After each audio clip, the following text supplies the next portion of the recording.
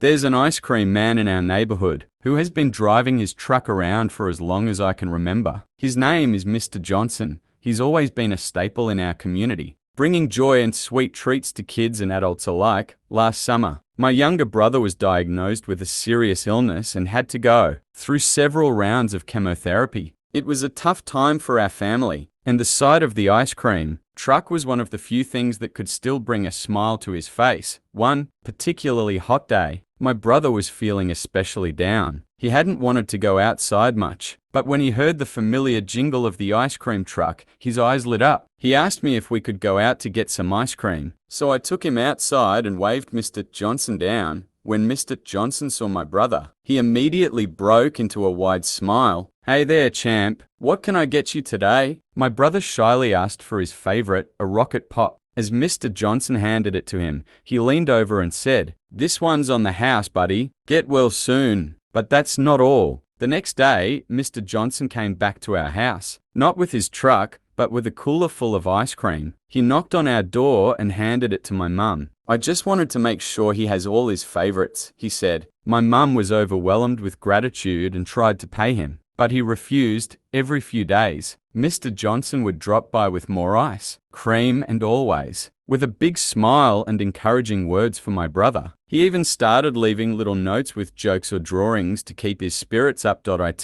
It's been a year since then, and I'm happy to say my brother is in remission. We celebrated with a big ice cream party, and of course, Mr. Johnson was the guest of honor. He brought his truck and handed out free ice cream to everyone. Johnson's kindness and generosity made a world of difference to my brother and our whole family during a very tough time. It's people like him who restore your faith in humanity. Thank you, Mr. Johnson, for being a true hero in our community.